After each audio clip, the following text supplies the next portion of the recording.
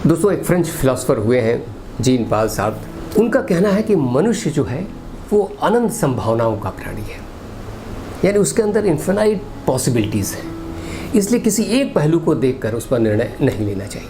ऐसे ही एक फ्रेंच में बहुत अच्छे राइटर हुए हैं जिनका नाम जान जेने है। उनकी कहानी भी बड़ी विचित्र है। उनकी माँ एक वेश्या थी और उनके पैदा होने के कुछ ही दिनों बाद उन्होंने उन्हें छोड़ दिया। वो इधर उधर अनाथालय में पले, बचपन से ही चोरी वोरी करने लगे, इधर उधर का फ्रॉड करना उनका स्वभाव बन गया और ऐसे करते हुए वो जेल चले गए। तो जेल में ही उन्होंने एक बुक लिखी, आवर लेडी ऑफ फ्लावर्स, और इस किताब ने कमाल कर दी। बाद में जब उन्हें आजीवन कारावास हुआ तो उस समय फ्रेंच समाज के सबसे प्रतिष्ठित, सबसे बड़े लोग जीन पाल सार्त्र, पाब्लो पिकासो और कॉकटियू ने राष्ट्रपति से प्रार्थना की कि उन्हें क्षमादान दिया जाए, क्योंकि वो इतने प्रतिभाशाली व्यक्ति हैं कि उन्हें इस तरह नष्ट नहीं किया जा सकता। ठीक है कि उनका पास्ट बहुत ख़राब रहा है, गलत रहा है, लेकिन उनका व्यक्तित्व अब समाज के लिए बहुत महत्वपूर्ण बन गया है। और फिर उन्हें क्षमादान मिला और उन्होंने फ्रेंच साहित्य की फिर आगे चलकर बहुत सेवा की। उन्हीं पर सार्त्र ने एक आर्टिकल लिखा, सेंट जेने।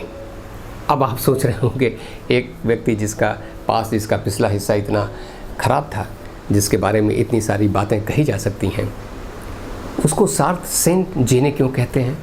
निश्चित रूप से सार्त्र का इशारा मनुष्य की संभावनाओं की तरफ है कि मनुष्य कहीं से शुरू होकर कहीं पहुंच सकता है। और हमारे भारतीय कहानियों में भी अंगुलीमाल और वाल्मीकि की कहानी तो हम जानते ही हैं।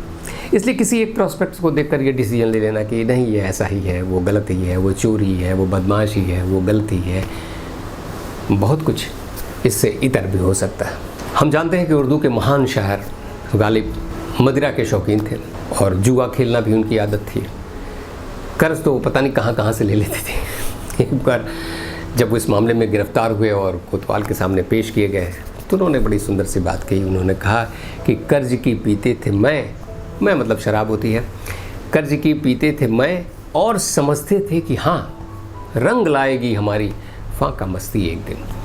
और ये सही है कि उनकी इस फाका मस्ती ने उर्दू शायरी में एक रंग लाया और आज हम इन सब बातों को याद नहीं करते कि उनमें क्या कमी थी, क्या गलती थी।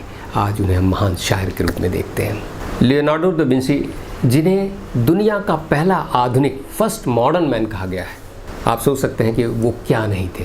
वो आर्किटेक्ट थे, वो पेंटर थे, वो राइटर थे, वो मैथमेटिशियन थे, वो जियोलॉजिस्ट थे।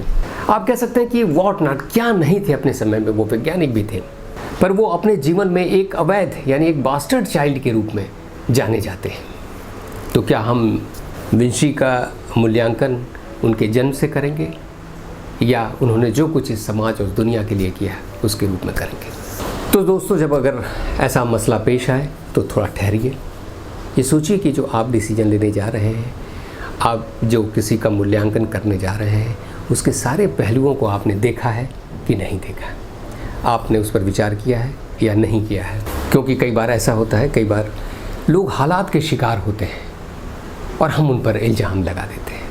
कई बार परिस्थितियाँ इतना मजबूर किसी को कर देती हैं कि उससे कुछ गलत हो जाता है, पर हम उस हालात को नहीं देखकर हम बस वो जो घटना घटी है उसी के आधार पर उसका मूल्यांकन कर देते हैं। और इसकी वजह से हम कई बार उनको तो मुश्किल में डालते हैं और अपने को भी मुश्किल में डालते हैं, और कई बार हमें शर्मिंदा भी होना पड़ता है।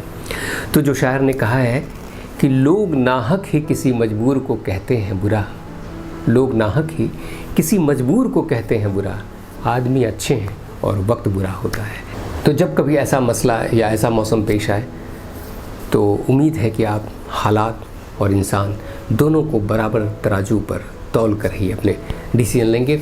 और दोस्तों, बेहतर है, जजमेंटल होने से बेहतर है अंडरस्टैंडिंग हुआ जाए।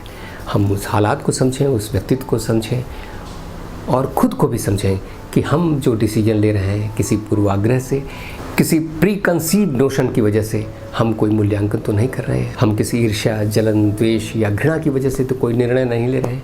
हम निर्णय लेने के लिए सही परिप्रेक्ष्य पर खड़े तो हैं।